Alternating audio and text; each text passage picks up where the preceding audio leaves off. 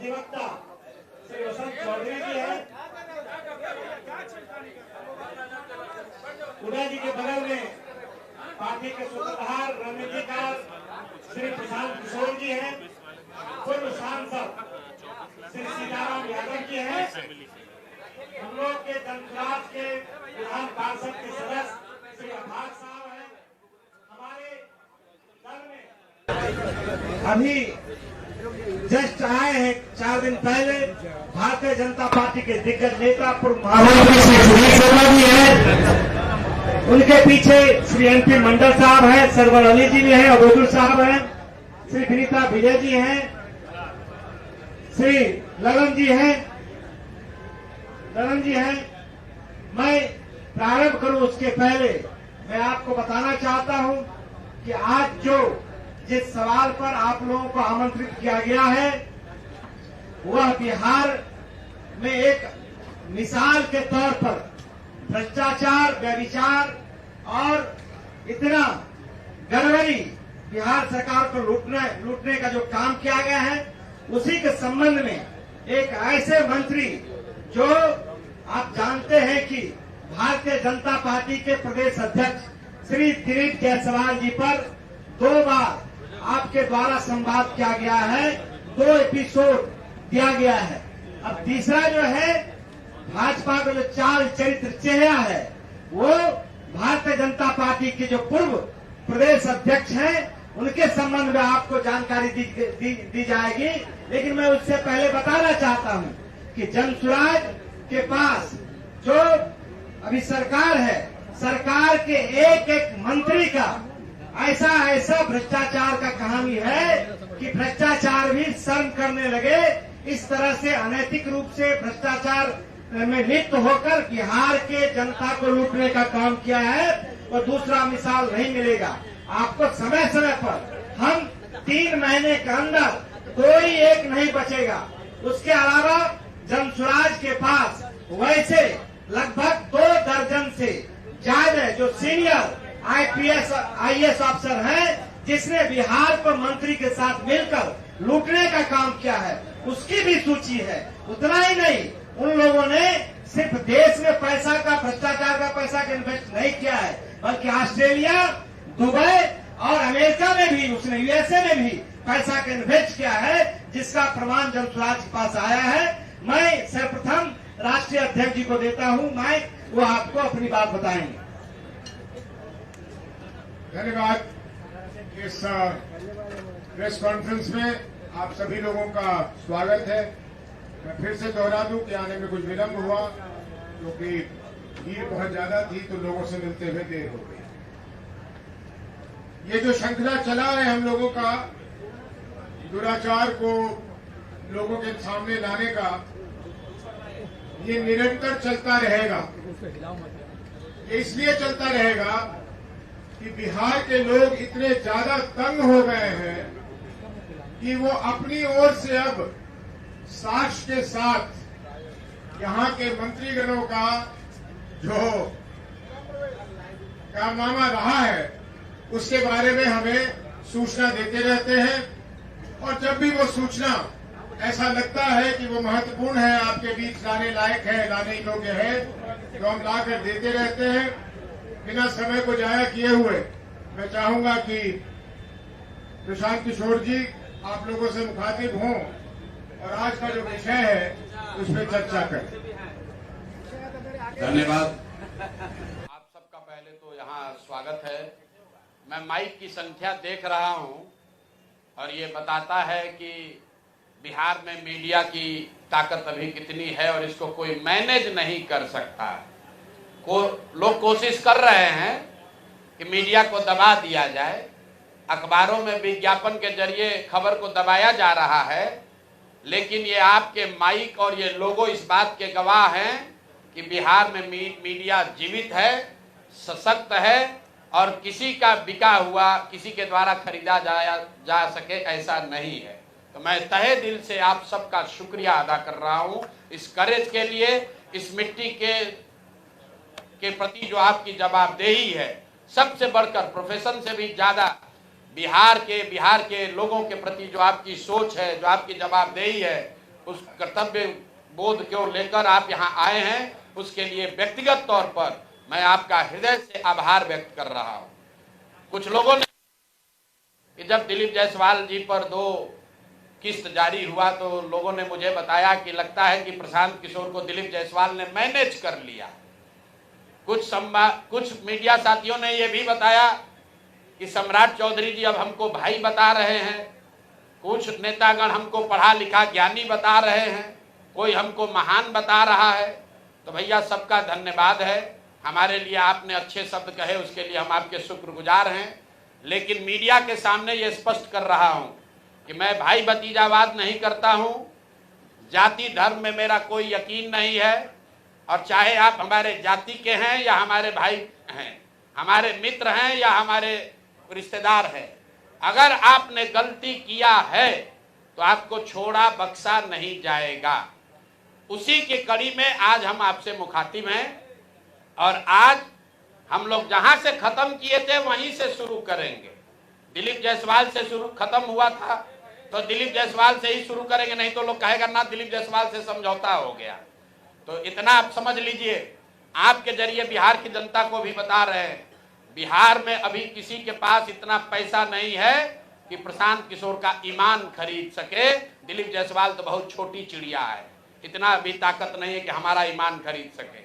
तो ये कितने भ्रष्ट लोग हैं अभी इसकी जानकारी देंगे, लेकिन उससे पहले मैं आपका 2 मिनट समय लेना चाहता हूं। बिहार की एक त्रासदी, बिहार के एक बच्चे के साथ त्रासदी हुई है और ये समय इसलिए ले रहे हैं कि आज देश के गृह मंत्री अमित शाह जी यहां आ रहे हैं। आपको बता दूं कि अभी आपने कल खबर पढ़ी होगी, संतोष ऋषि देव करके किशनगंज के खुरखुरिया गांव का एक लड़का है, 16-17 साल का संतोष ऋषि देव। वो हरियाणा में, जो खबर कल इंडियन एक्सप्रेस में छपी है, करीब करीब 2 महीना तक उसको बंधुआ मजदूर बनाकर लोगों ने वहां रखा था। उसका हाथ कट गया, हाथ में इन्फेक्शन होने की वजह से उसका हाथ एम्प्यूट करना पड़ा है। इसकी जानकारी आपको अभी देनी जरूरी है। क्यों हम लोग पलायन की इतनी बात करते हैं, जरा आप दर्द समझिए। ये लड़का 3 अपने साथियों के साथ यहां से गया हरियाणा दिल्ली। 1 महीने में उनका पैसा खत्म हो गया। रेलवे स्टेशन पर वो लोग वापस आ रहे थे, हरियाणा के किसी व्यक्ति ने उस लड़के को झांसा दिया कि आकर हमारा गाय बैल का काम करोगे तो तुमको 10,000 रुपया महीना देंगे। डेस्परेट स्थिति में ये लड़का उस व्यक्ति के साथ हरियाणा के उस गांव में चला गया जहां पर ये व्यक्ति उसको ले गया और 1.5 महीना तक बिना किसी 1 रुपया दिए हुए उसको सिर्फ जीने भर खाना दिया गया है। उस लड़के को उससे बंधुआ मजदूरी कराई गई है और चारा, गाय का चारा काटते समय उस लड़के का मशीन में हाथ चला गया जिससे उसकी उंगलियां कट गई। उसका इलाज करने के बजाय, कराने के बजाय, मदद करने के बजाय उसको गंदे कपड़े से उसके हाथ को बांध के वैसे ही खून गिरते हुए उसको गाड़ी में बैठाकर बेहोशी के हालत में उस व्यक्ति ने, उस परिवार ने किसी पहाड़ी के नीचे हरियाणा में छोड़ दिया। ये भला हो वहां पर 2 शिक्षकों का जिन्होंने उस बच्चे को देखा और उसको ले जाकर पुलिस के हवाले किया। आज वो लड़का पीजीआई अंबाला में भर्ती है, उसका हाथ काटना पड़ा है। तो मेरा पहला सवाल अमित शाह जी से है कि आप आ रहे हैं बिहार में, बिहार के लोगों को बड़ी बड़ी बात कहोगे। हरियाणा में भाजपा की सरकार है जिसकी वजह से हरियाणा में जहां पर बिहार के बच्चे के साथ ऐसा कुकृत्य किया गया है, उसका हाथ कट गया। आज वसी पुनौरा धाम से, सीता माता की उस धरती से जरा बताइए कि जिस परिवार ने बिहार के बच्चे को 2 महीना तक बंधुआ मजदूर बनाया, उसका हाथ कट गया है। वो गरीब ऋषिदेव मुसहर समाज का लड़का है, उसको अभी तक सिर्फ 5,000 रुपया कॉम्पनसेशन मिला है।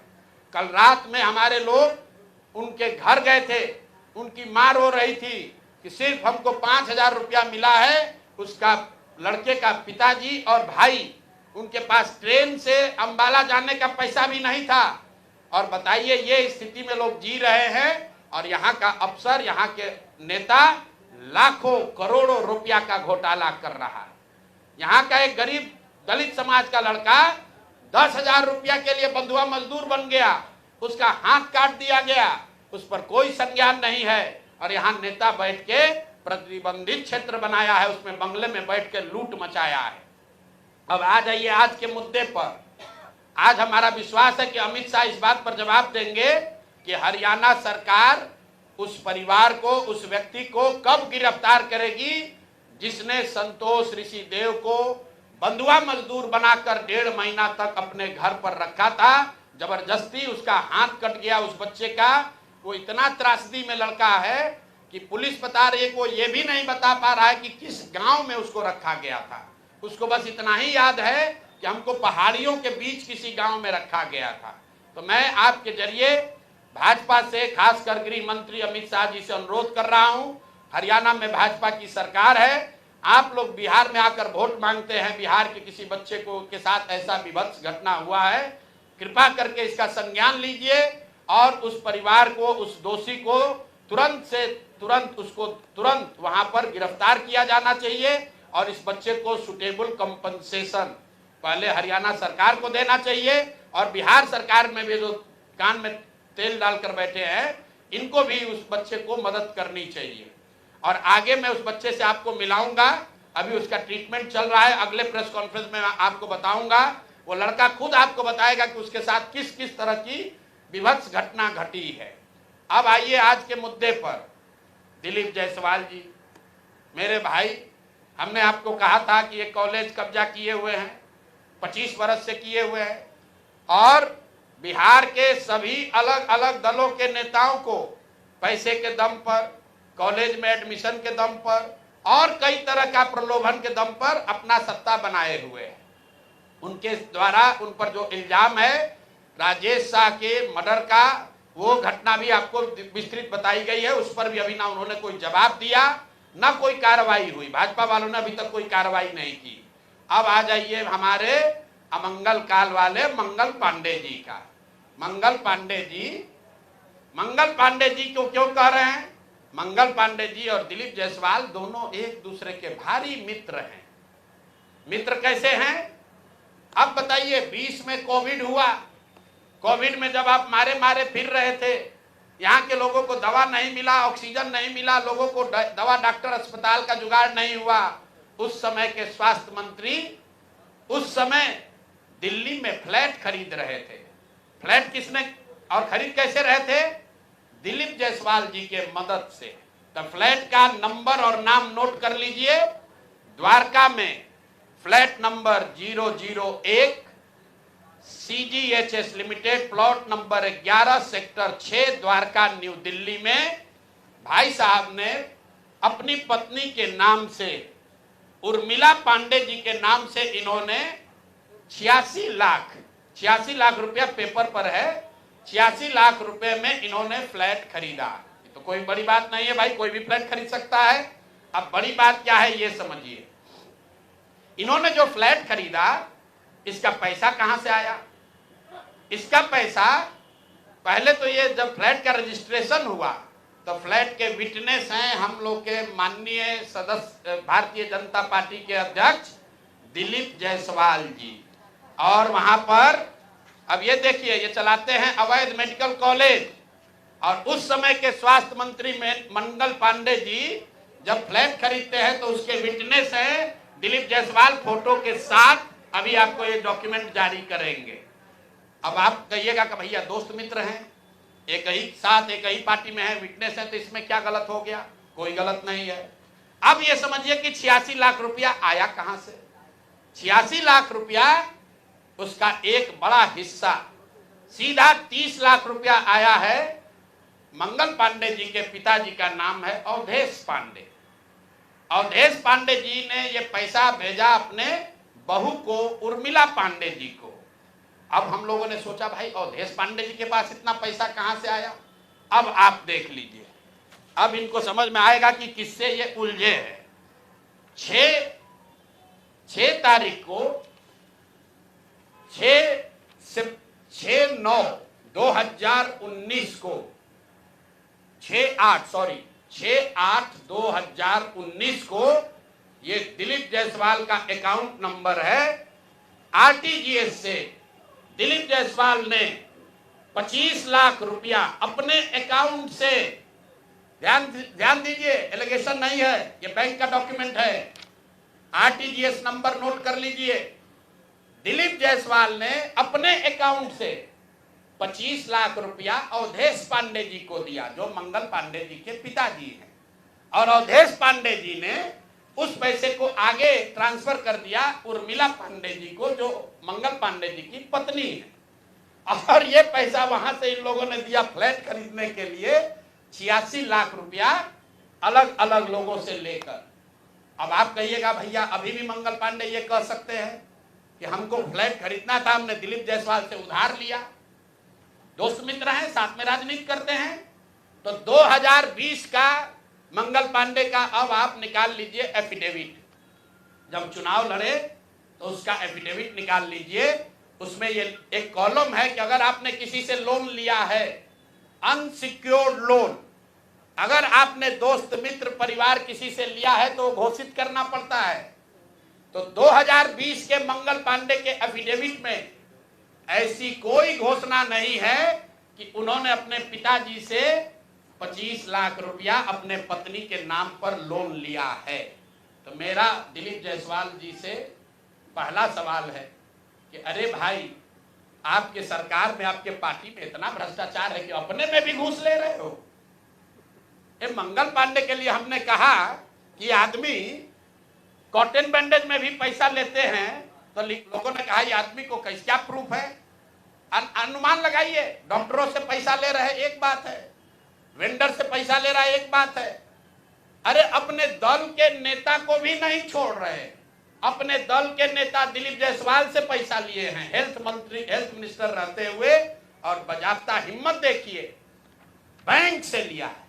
आरटीजीएस का डिटेल है, आप डेट नोट कर लीजिए, 6/8/2019 को आरटीजीएस के माध्यम से दिलीप जायसवाल जी के अकाउंट से 25 लाख रुपया मंगल पांडे जी के पिताजी अवधेश पांडे जी को दिया गया, जिस अकाउंट से 10 दिन के बाद पैसा उर्मिला पांडे जी के अकाउंट में गया, और उर्मिला पांडे जी ने उसी अकाउंट के पैसे से आगे जो पेमेंट किया है अपने फ्लैट को खरीदने के लिए, वो सारा डिटेल भी यहां पर आपको उपलब्ध है। कुल 6 ट्रांजैक्शन है, पंजाब नेशनल बैंक के 6 बार ट्रांजैक्शन हुए हैं, जिसमें 86 लाख रुपया गया है। तो ये जो हम लोगों ने देखा, ये 86 लाख रुपया आया कहां से? तो उर्मिला पांडे जी के पास पैसा आया अवधेश पांडे जी के पास से, जो मंगल पांडे जी के पिताजी हैं, और मंगल पांडे जी के पिताजी के पास पैसा कहां से आया? वो पैसा आया दिलीप जायसवाल से। तो अब आप देख लीजिए कि दिलीप जायसवाल और मंगल पांडे कितने जिगरी यार हैं, कितना इनका आपस में दोस्ती है। ये भाई साहब हेल्थ मिनिस्टर हैं, आज दिलीप जायसवाल जी मेडिकल कॉलेज चला रहे हैं। ये हालत है यहाँ पर। अब आप कहिएगा कि इससे कौन सा बड़ा बात है। अब दूसरा इनका सुन लीजिए, मंगल पांडे जी का। इन्होंने ये पैसा लेने के बाद, जैसा कि प्रतीत हो रहा है कि इनको पैसा मिला, उसके बाद 2019 तक ये जो कॉलेज है, medical college, MGM medical college Kishanganj, इसको डिग्री देने का अधिकार नहीं था। ये बीपी मंडल, जो वहां पर बीएन मंडल यूनिवर्सिटी है, उसके जरिए ये लोग डिग्री देते थे। तब सीधा क्विड प्रो को में आ जाइए। पैसा लिए, फ्लैट खरीदने में दिलीप जायसवाल ने मदद की, और बदले में मेडिकल कॉलेज को डीम्ड यूनिवर्सिटी बना दिया गया, ताकि 20 बरस से जिस कॉलेज को डिग्री देने का अधिकार नहीं था, वो बीएन मंडल यूनिवर्सिटी मधेपुरा से के थ्रू डिग्री देता था, वो डायरेक्ट डिग्री देने लगा। ये है हम लोग के भाई साहब, मंगल काल लाने वाले मंगल पांडे का पहला केस। दूसरा सुन लीजिए, 2022 में बिहार सरकार ने, इन पर इतना लंबा है कि आज 2 जारी कर रहे हैं, 2 डोज जारी करेंगे। सुबह शामी डॉक्टर मेडिकल के हैं, स्वास्थ्य मंत्री, तो ओडी से काम नहीं चलेगा, इनको सुबह शाम वाला 2 डोज दिया जाएगा। एक तो पहले जवाब दे कि 25 लाख रुपया दिलीप जायसवाल से लिए हैं कि नहीं आरटीजीएस से। 6 अगस्त 2019 को आरटीजीएस के माध्यम से दिलीप जायसवाल से मंगल पांडे के पिताजी के अकाउंट में पैसा आया है कि नहीं, और जो पैसा आया उस पैसे का इस्तेमाल उन्होंने दिल्ली में द्वारका में फ्लैट खरीदने के लिए किया है कि नहीं। तीसरी बात, जो फ्लैट खरीदा गया उसमें दिलीप जायसवाल विटनेस के तौर पर कैसे है ये बताएं। चौथी बात, अगर आपने ये पैसा उनसे लिया था तो 2020 के अपने इलेक्शन एफिडेविट में इसको क्यों नहीं जारी किया ये बता दीजिए। एक किस्त यहां जारी हो गया, अब शाम का डोज ले लीजिए। ये भाई साहब लोग, बिहार सरकार में फरवरी 2022 में 1000 एम्बुलेंस खरीदने का टेंडर जारी किया गया। 1000 एम्बुलेंस मतलब करीब करीब 200 करोड़ रुपए का टेंडर जारी किया गया। बिड नंबर है GM 2022 B 1943713। ये बिहार सरकार का डॉक्यूमेंट है। 1000 एम्बुलेंस खरीदने की बात की गई, जिसमें यह कहा गया कि 466 एम्बुलेंस टाइप सी का होगा और 534 है वो एडवांस लाइफ सपोर्ट वाले एम्बुलेंस होंगे। देखिए कि लोगों के स्वास्थ्य के साथ क्या खिलवाड़ हो रहा है। Type C, type D, type B, ये जो है गवर्नमेंट ऑफ इंडिया ने स्पेसिफाई किया हुआ है कि एम्बुलेंस की कैटेगरी है कि टाइप बी में क्या क्या होना चाहिए, टाइप सी में क्या होना चाहिए। ऑल ओवर इंडिया में गवर्नमेंट ने इसको स्टैंडर्डाइज कर दिया है, गवर्नमेंट ऑफ इंडिया ने, ताकि लोग ऊपर नीचे न करें। तो बिहार सरकार ने 2022 में 1000 एम्बुलेंस खरीदने का टेंडर जारी किया। उसमें 466 टाइप सी के एम्बुलेंस खरीदे गए, करीब करीब 19.5 लाख रुपए प्रति एम्बुलेंस की दर से। 19,58,257 रुपया एक एम्बुलेंस का दाम है टाइप सी का। उसमें सबसे अब यूनिक बात सुनिए, एम्बुलेंस बनाने वाले दो ही यहां पर पूरे देश में जो ओरिजिनल इक्विपमेंट मैन्युफैक्चरर हैं, एक है टाटा मोटर और दूसरा है फोर्स मोटर। सरकार ने उस समय दोनों को अलाउ किया, बिहार सरकार ने ही। उसमें बिड हुआ, एम्बुलेंस जो खरीदा गया है वो खरीदा गया 19,58,257 रुपये में। 2 बरस के बाद अभी 222 और एम्बुलेंस खरीदा गया। 22 अप्रैल 2025 मंगल पांडे जी हैं यहां पर स्वास्थ्य मंत्री। तो इन्होंने 3 ही बरस में 22 से 25 होने में अब एम्बुलेंस का दाम बढ़ के कितना हो गया, 27,47,580 रुपया। मतलब हर एम्बुलेंस पर 7,90,000 रुपया दाम को बढ़ा दिया गया। ये कैसे हुआ, इतना बड़ा करिश्मा। इस बार बिड में टाटा मोटर के सप्लायर्स को हटा दिया गया टेक्निकल ग्राउंड पर। क्यों हटाया गया, सुन लीजिए कितना हास्यास्पद है। टाटा मोटर का जो सप्लायर था उसका टेक्निकल ग्राउंड पर बिड इसलिए कैंसिल किया गया क्योंकि सरकार का कहना है कि हम लोग वो एम्बुलेंस चाहते हैं जिसमें सिर्फ पेशेंट वाले विंग में एसी हो, ड्राइवर वाला केबिन में एसी न हो। टाटा मोटर ने कहा कि हम उतने ही पैसे में हम पूरे एम्बुलेंस में एसी देंगे जिसमें ड्राइवर के पास भी एसी होगा और पेशेंट वाले में भी एसी होगा। फोर्स मोटर ने ये कहा, या उनके जो डीलर हैं, कि नहीं, हमारे जो ड्राइवर वाला केबिन है उसमें एसी नहीं है, पेशेंट वाला में एसी है। इसका इस्तेमाल करके टाटा मोटर को बिड से टेक्निकली डिस्क्वालीफाई कर दिया गया। और जो 19 लाख का एम्बुलेंस है उसको 28 लाख में अभी सरकार ने खरीदा है। अभी ये पेमेंट हो गया है। जिस एंटिटी को ये मिला है, ये वही एंटिटी है जिसको पहले 450 करीब 444 एम्बुलेंस का कॉन्ट्रैक्ट मिला था। उस एंटिटी के खिलाफ एक और शर्त सुनिए, जब ये कॉन्ट्रैक्ट दिया गया 450 एम्बुलेंस का, तो उसमें शर्त थी कि हर जिले में उस कंपनी का कम से कम एक सर्विस सेंटर होगा, तभी उसका बिड कंटिन्यू होगा। 22 में 450 एम्बुलेंस खरीदा गया। फोर्स मोटर का कोई भी यहां पर 4 या 6 जिले को छोड़कर कहीं पर उनका सर्विस सेंटर नहीं है। बजाय उसके कि उस पर एक्शन हो, उसी को फिर से 250 एम्बुलेंस का और कॉन्ट्रैक्ट दे दिया गया। वो कॉन्ट्रैक्ट पिछला जो 19.5 लाख में दिया गया था, इस बार 27.5 लाख में दिया गया। और बात सुनिए, यही टाइप सी का एम्बुलेंस उड़ीसा में खरीदा गया 16 लाख में, अभी 2 महीना पहले। टाइप बी का एम्बुलेंस अभी यूपी सरकार ने खरीदा है 2500 एम्बुलेंस 12 लाख में, और बिहार के हम लोग के जो ज्ञानी मंत्री लोग हैं ये वही एम्बुलेंस खरीद रहा है 27.5 लाख में। तो अब मंगल पांडे बता दे, और अभी आजकल हम नए नए मुख्य सचिव जो बनने जा रहे हैं, क्या नाम है उनका, प्रत्यय अमृत, वो भी स्वास्थ्य के ही शायद प्रिंसिपल सेक्रेटरी हैं भाई, स्वास्थ्य के प्रिंसिपल सेक्रेटरी हैं प्रत्यय अमृत जी। मुख्यमंत्री जी का तो कार्यकाल 3 महीना बाकी है, ये भाई साहब का कार्यकाल अभी 1-2 बरस रहने वाला है। तो आप यहाँ प्रिंसिपल सेक्रेटरी हैं, आप बता दीजिए कि 600 एम्बुलेंस आपने किस शर्त पर खरीदा है, क्यों 19.5 लाख पेमेंट को बढ़ाकर 27.5 लाख किया गया है, और अभी और 400 450 एम्बुलेंस का टेंडर जारी किया जा रहा है। कुल 1000 एम्बुलेंस खरीदा जाना है, 1250 एम्बुलेंस, एक एम्बुलेंस का दाम करीब 25 लाख रुपया है। आप वेबसाइट पर जाइएगा, फोर्स मोटर टाइप सी के एम्बुलेंस का मार्केट रेट वेबसाइट पर बता रहा है 21 लाख। अब बिहार सरकार खरीद रही है उसको 28 लाख में, 21 लाख का अगर आप बल्क के खरीदार हैं तो आप नीचे न कीजिएगा, रेट कम होना चाहिए। बिहार सरकार ने खुद 19.5 लाख में लिया था, अब उसको बढ़ा के 28 लाख कर दिया। तो मेरे भाई मंगल पांडे जी, बिहार में सिर्फ आप ही का मंगल काल चल रहा है, अब बहुत दिन से चल रहा है, बहुत ज्यादा लूट रहे हैं, घर खरीद रहे हैं, अपने बीवी बाल बच्चों का उपाय कर रहे हैं, लंबा लंबा फेंक रहे हैं। तो अब जरा बिहार के लोगों का अमंगल होना बंद हो, इसके लिए बताइए कि पैसा आप दिलीप जायसवाल के साथ मिलकर लिए हैं कि नहीं। और दिलीप जायसवाल का मैं क्यों ये बता रहा हूं ये समझिए।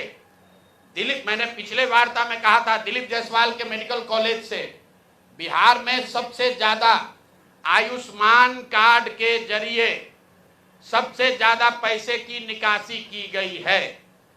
आयुष्मान कार्ड का अभी सीईओ कौन है, आयुष्मान कार्ड का यहां मुख्य पदाधिकारी कौन है?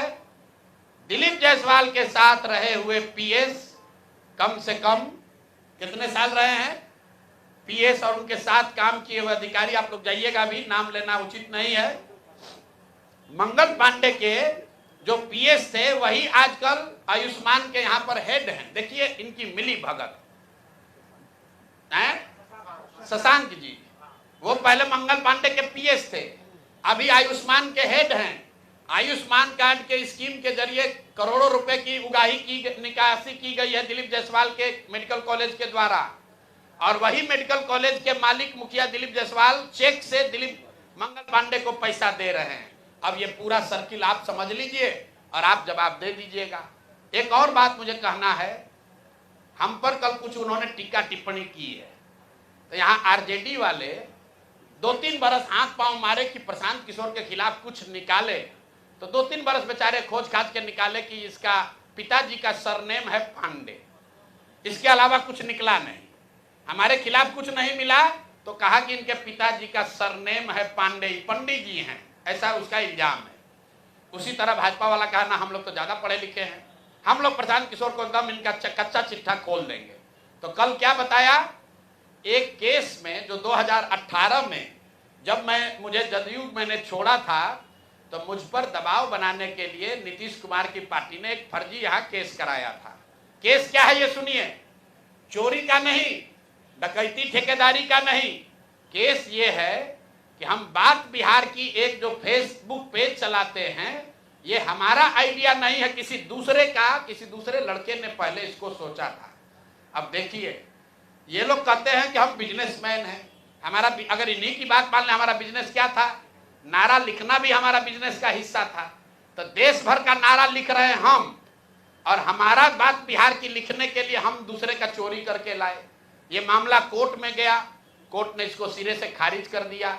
हाई कोर्ट गया, वहां पर भी जजमेंट रिजर्व है, क्वेश होने के लिए कोई इसमें केस नहीं बनता है। केस चोरी का नहीं है, धोखाधड़ी का नहीं है, केस ये है कि जो प्रशांत किशोर बात बिहार की का फेसबुक पेज चला रहे हैं, ये प्रशांत किशोर से पहले किसी दूसरे लड़के ने सोचा था, ऐसा उस लड़के का दावा है।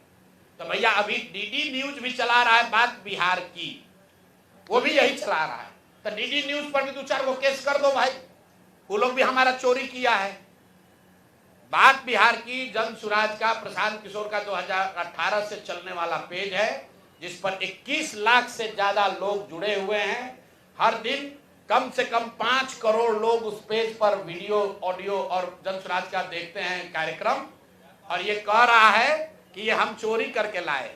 और अंतिम बात कि भाई सरकार आपकी, राज्य में सरकार आपकी, केंद्र में सरकार आपका, अगर हमने ऐसा कोई गलत काम किया है तो जैसे दिलीप जायसवाल हम पर फर्जी केस करने का कोशिश किए, जैसे आपके कार्यकर्ताओं ने हमारे खिलाफ केस किया, जैसे बिहार सरकार ने केस किया है, तुम भी केस कर दो, पुलिस को भेज दो, हमको पकड़ लो, कोई रोक तो रहा नहीं है। अरे भाई हम गलती की, हमको पकड़ लीजिए, दिक्कत क्या है। तो ये मामला अब आपके सामने रख दिए, इसके बाद इनको जवाब देने दीजिए। दिलीप जायसवाल की तरह ये भी कहेंगे यही बात कि भैया ऊपर वाला है, भगवान है। भगवान अगर आपके लिए है तो भगवान हमारे लिए भी है। भगवान अगर आपके हमारे लिए है तो उन गरीब लोगों के लिए भी है जिसका हक मार रहे हो, जिन लोगों को लूट रहे हो उनका भी है। और दिलीप जायसवाल और मंगल पांडे के साथ साथ जो अभी मुख्य सचिव डिजिग्नेट हैं, प्रत्यय अमृत जी को क्लियर करना चाहिए कि उनके स्वास्थ्य विभाग के प्रिंसिपल सेक्रेटरी रहते हुए ये एम्बुलेंस का कॉन्ट्रैक्ट कैसे हुआ, क्यों 12 लाख 13 लाख का एम्बुलेंस आपने 19 लाख में पहले खरीदा, फिर उसी एम्बुलेंस को 27 लाख में खरीद रहे हैं, क्यों खरीद रहे हैं, क्यों टाटा मोटर को आपने डिस्क्वालीफाई किया, क्यों फोर्स मोटर को के ही सप्लायर को ये दिया गया है, इस पर प्रत्यय अमृत जी को भी बोलना चाहिए। इसलिए कि अभी आपको यहाँ मुख्य सचिव बनना है। 2 साल बिहार की जनता का आप पर भरोसा है, आप सबसे बड़े यहाँ के पदाधिकारी होंगे, तो आपको बताना चाहिए कि इसकी सच्चाई क्या है। शायद हम लोग को समझने में कुछ गलती हो रही है, तब प्रेस करके पढ़े लिखे व्यक्ति हैं। कल हम कहीं पढ़ रहे थे कि बहुत पढ़े लिखे व्यक्ति है, हिंदू कॉलेज में पढ़े हैं, पढ़ने में बहुत मेधावी रहे होंगे तभी IAS है। तो भैया हम लोग को अगर पढ़ने समझने में कुछ कमी है, दिक्कत आ रही है, तो प्रत्यय अमृत प्रेस करके बता दे कि उसी एम्बुलेंस को जो अभी 2 साल पहले आपने 19.5 लाख में खरीदा था, उसको अभी 27-28 लाख में क्यों खरीदा है। जिसको आपने कॉन्ट्रैक्ट दिया उसने कॉन्ट्रैक्ट का सारे वायलेशन किए हैं, फिर उसी एजेंसी को काहे दे रहे हो। स्वास्थ्य मंत्री तो हैं ही, लेकिन अधिकारियों को भी ध्यान रखना है। साइन भैया फाइल पर आप ही कर रहे हो, मंत्री नहीं कर रहा है। तो अगर आप पकड़े, पशुपालन घोटाला में लोग पकड़े गए तो नेता तो पकड़े ही गए, अधिकारी भी नापे गए। और बिहार में जो एक धारणा बन गई है कि लालू जी चोर है, भाई ठीक है लालू जी चोर है नहीं है, उसका आपने इल्जाम लगाया, कोर्ट ने उसका संज्ञान लिया, जांच हुआ, जो उनको सजा होनी थी हो गई। लेकिन जैसा मैंने अभी पिछले अपने साक्षात्कार में कहा था कहीं, ये भाजपा वाले ये राजद से भी ज्यादा चोरी कर रहे हैं। ये लोग कंबल ओढ़कर घी पी रहे हैं, अपने आप को चाल चरित्र चेहरा वाला बताकर सबसे ज्यादा भ्रष्टाचार कर रहे हैं। और ये वो भाजपा नहीं है जो गोविंदाचार्य जी ने बनाया, ये वो भाजपा नहीं है जो कैलाशपति मिश्र जी की भाजपा थी। ये ठगों की, बदमाशों की, भ्रष्ट नेताओं की भाजपा है, और हम लोग इसको जनता के सामने ला रहे हैं। अब नेक्स्ट किस पर जारी होगा वो भी आपको बता देंगे। अब आपका कोई सवाल है तो कर लीजिए। हाँ सामने अब दिखिए नहीं, इधर से बोलिए। आए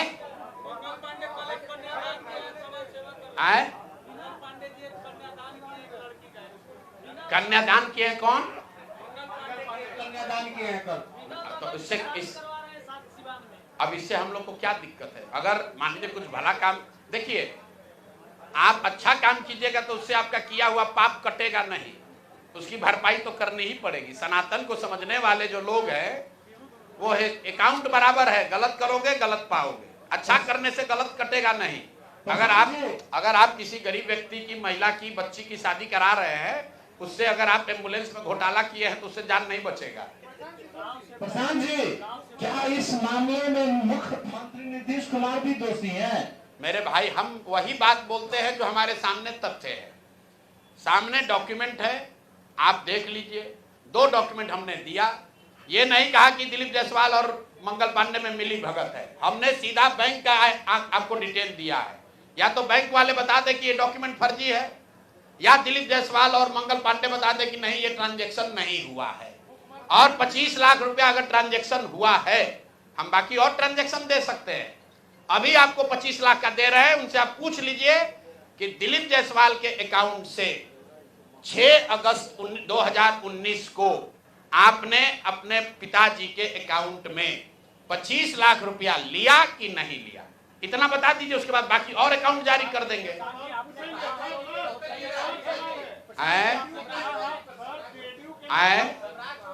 अरे भैया काहे घबरा रहे हो, एक एक करके लो ना। बीमारी है, दवा का डोज 4 को कैलकुल खा लोगे तो बुखार उतरने के बजाय गड़बड़ा जाएगा। एक दिन में 2 ही पैरासीटामोल खाना है।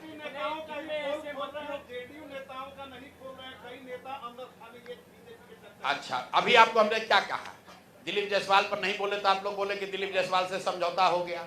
मंगल पांडे को छोड़ दिए तो आपने कहा कि तो इन्हीं के जात के हैं इसलिए छोड़ दिया। अरे भैया छोड़ेंगे किसी को नहीं, ना जात को ना भात को, छूटेगा कोई नहीं। गलती अगर आपने किया है तो आप बचिएगा नहीं। बिहार की राजनीति में आपने ये दौर देखा है, माननीय सुशील मोदी जी थे, वो डॉक्यूमेंट वगैरह लेकर प्रेस वार्ता करते थे, इन चीजों को उजागर करते थे। सुशील जी के जाने के बाद कोई नेता यहाँ एक दूसरे पर इल्जाम नहीं लगाता है। सब सोच रहा है तुम भी लूटो हम भी लूटेंगे, ठीक है ना। आपने कहा जदयू का, तो जैसे मैंने पहले कहा था, भाजपा के यहाँ चाल चरित्र चेहरा को दिखाने वाले 3 लोग हैं। दिलीप जायसवाल जो राज्य के अध्यक्ष हैं, जो राजद के राबड़ी जी के मुंह बोले भाई हैं, तेजस्वी जी के मामा हैं। दूसरा यहाँ पर बड़े नेता मंगल पांडे, जो बिहार में मंगल काल की बात कर रहे हैं, जो भी भाजपा के अध्यक्ष रहे हैं, यहाँ पर मंत्री भी रहे हैं, बड़ा बड़ा दावा करते हैं। तीसरा यहाँ पर सम्राट चौधरी हैं।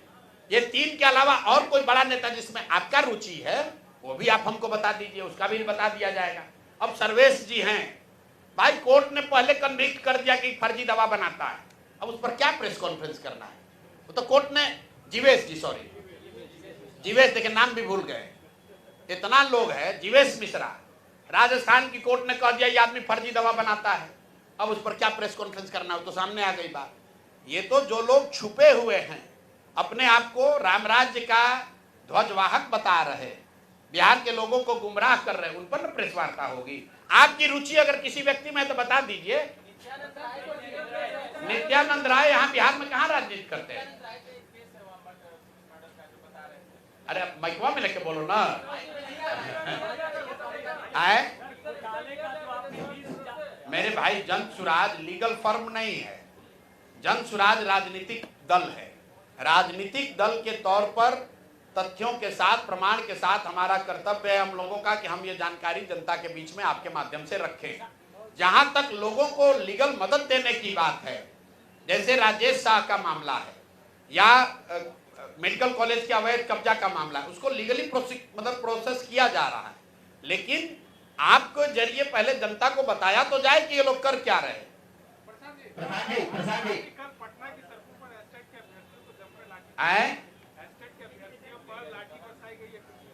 भाई 100 बार हम लोग कह चुके हैं कि नीतीश कुमार समाजवाद और सामाजिक न्याय पर के नाम पर राजनीति करने वाले सबसे ज्यादा जो लाठी चलाने वाला नेता है इस देश में, वो नीतीश कुमार है।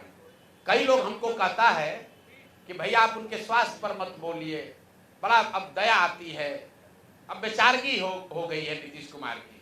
कभी कभी हमको भी लगता है, मेरा बहुत मधुर संबंध रहा है उनसे, कि व्यक्तिगत तौर पर उनको अब हम क्या बोले, शारीरिक मानसिक तौर पर थक गए।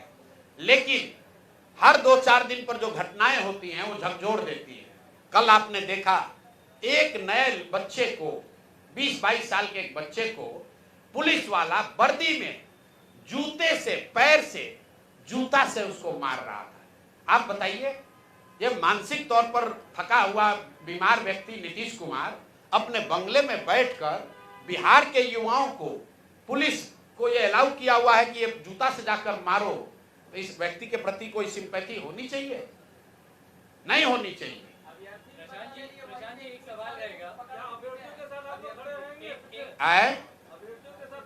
अरे भैया, अभ्यर्थियों के साथ आप ये बताइए कि 3 वर्ष में हम लोगों ने आंकड़ा जारी किया है, 84 से ज्यादा अलग अलग समूहों पर लाठियां चली हैं पटना में, वो चाहे अभ्यर्थी हो, छात्र हो, आशा वर्कर हो, आंगनवाड़ी हो, सरपंच हो, मुखिया हो, रसोईया हो, सांख्यिकी वाले हो, राज्य कर्मी हो, कोई वर्ग बाकी नहीं है।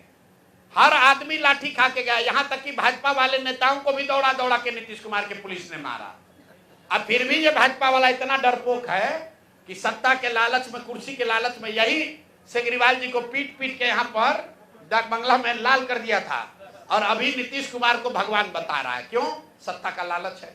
प्रसाद जी जो आप आरोप लगा रहे हैं, हम आरोप को नहीं लगा रहे। कौन बोल रहा है? प्रसाद जी हाँ हाँ, जो आरोप आप लगा रहे हैं, हमने कहाँ आरोप लगाया? कायदे से ये आरोप तेजस्वी यादव को लगाना चाहिए क्योंकि विपक्ष के वो नेता है और तेजस्वी यादव कहते हैं कि दिलीप जायसवाल जो है उनके मामा है। तो क्या शीर्ष नेतृत्व के नेताओं का रिश्ता क्या बताता है कि भाजपा जो है वो आरजेडी की भी टीम है? देखिए, आज जो भाजपा, मैंने पहले आपको कहा, उसका जो भी नेतृत्व है, सम्राट चौधरी कहाँ थे? वो लालू जी राजद से ही तो निकले हुए हैं। कम उम्र में मंत्री बनाना, विधायक बनाना, सम्राट चौधरी को किसने बनाया? यही तो राजद के लोगों ने ही तो बनाया। दिलीप जायसवाल कहाँ की राजनीति करते थे? ये सब राजद की उपज हैं। तो सब एक ही विचारधारा, एक ही तरह का लूट मार करने वाले तो लोग हैं। ये कोई गंगा से थोड़े, गंगोत्री से थोड़े ना निकले हैं। ये सब राजद वाले गंगोत्री से ही निकले हैं। तो जैसे जिसका जैसा उद्गम है वैसा ही उसका स्वभाव है, वही काम करता है। डॉक्टर लोग असुरक्षित बता रहे हैं कि बिहार में हम लोग असुरक्षित हैं और भैया, डॉक्टर सुरक्षित है कि नहीं इसकी चर्चा हो रही है। चिंता ये होनी चाहिए कि बिहार के 13 करोड़ लोग असुरक्षित हैं। जब कोविड में आपके लोगों को दवा नहीं मिला, पैरासीटामोल, ऑक्सीजन नहीं मिला, तब बिहार के स्वास्थ्य मंत्री करोड़ों रुपए का फ्लैट दिल्ली में खरीद रहे थे और मदद कौन कर रहा था? दिलीप जायसवाल। तब वो चर्चा का बात है। डॉक्टरों की सुरक्षा होनी चाहिए, वो तो रहेगी।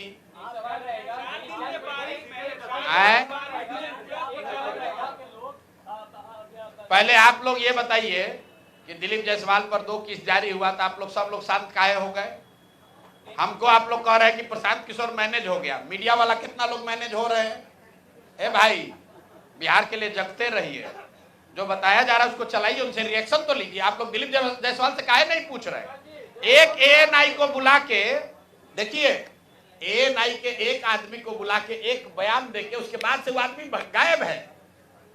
वो आदमी गायब है और आप लोग मुंह में ऐसे माइक लगाकर सवाल पूछते हैं, लेकिन दिलीप जायसवाल से कोई सवाल नहीं पूछ रहा है। मना किया गया है। अच्छा देखिए, कौन मना किया है? बोलिए। प्रशांत जी, मुझे इंटरनल ये पता चला है कि आसमान में धूप फेरेंगे तो मुंह ही पड़ेगा। प्रशांत जी, प्रशांत आपको बोला गया है कि प्रशांत किशोर पर नहीं बोलना है। प्रशांत किशोर पर मत बोलिए, दिलीप जायसवाल से बोलवाइए। आप मतलब बारिश में अस्पतालों और सब जगह का हालत खराब है, सड़क टूटने लगी है। 4 दिन के बारिश में सड़कें टूटने लगी है, अस्पतालों में पानी घुस गया है, पूरा बुरा हाल है। लगभग शहरी विकास मंत्री कौन है? बोलिए बोलिए। ए भाई, शहरी विकास मंत्री कौन है?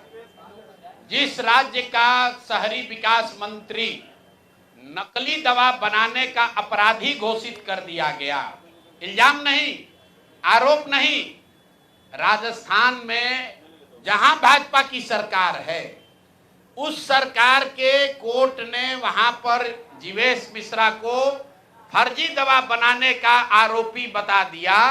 वो आपका हमारा नगर विकास मंत्री है। भगवान का धन्यवाद कीजिए कि वो स्वास्थ्य मंत्री नहीं है, नहीं तो अभी तो घर डूब रहा है, फिर लोग भी डूब जाते हैं।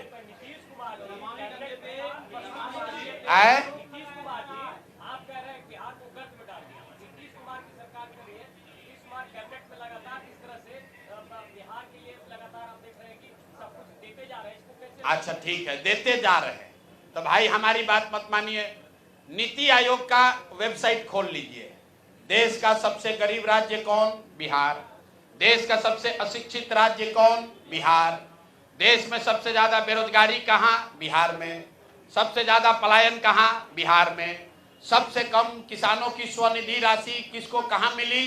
बिहार में। मनरेगा का यूटिलाइजेशन सबसे कम कहाँ हुआ? बिहार में।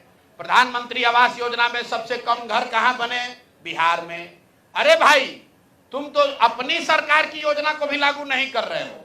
मनरेगा में बिहार सरकार का यूटिलाइजेशन है 39%। अब प्रधानमंत्री आवास योजना में यूपी में बिहार के मुकाबले 10 गुना ज्यादा घर बन गया।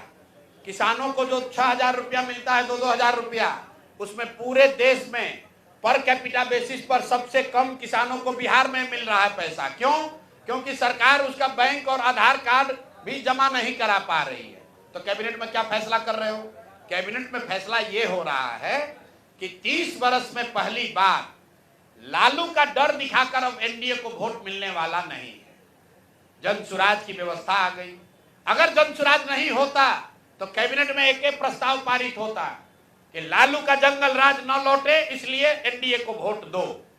अब तो वो बात चलेगा नहीं।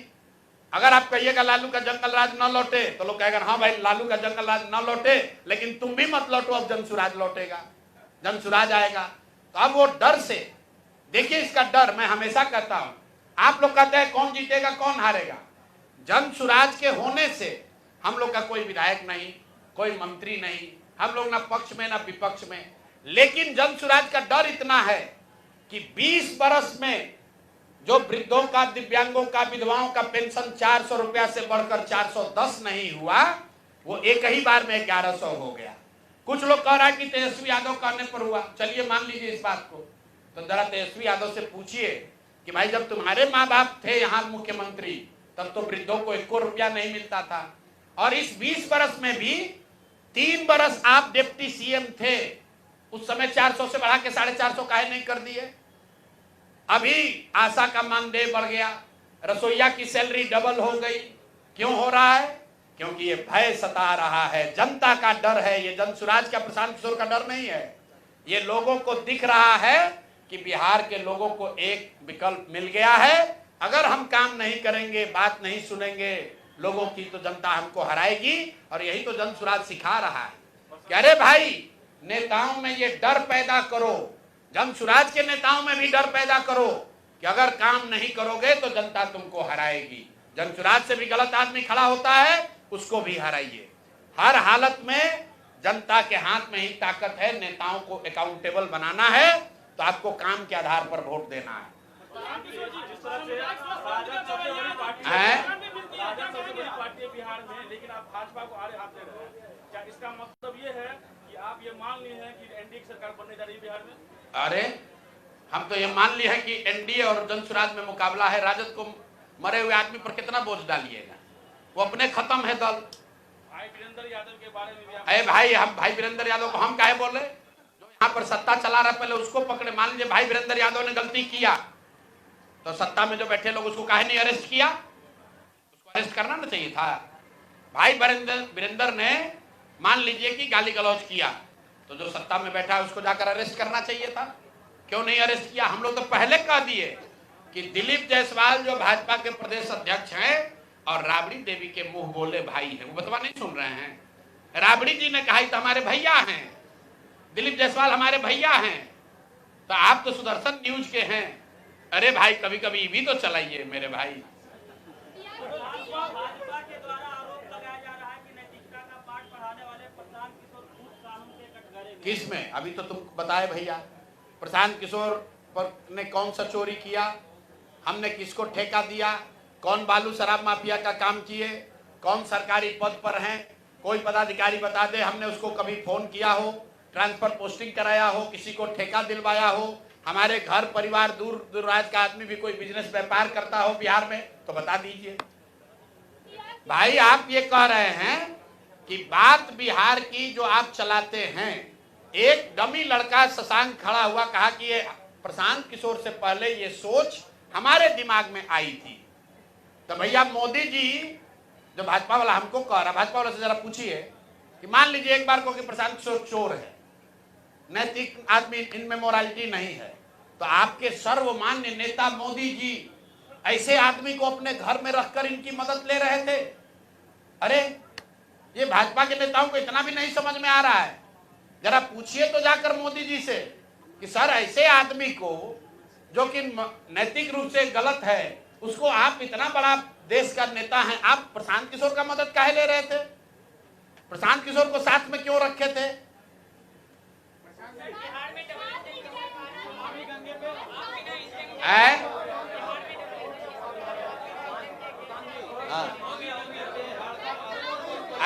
सवाल नेताजी लोग से भी पूछिए आप लोग, और अगले प्रेस कॉन्फ्रेंस के लिए भी मटेरियल रखिए। आज जिसको सुनिए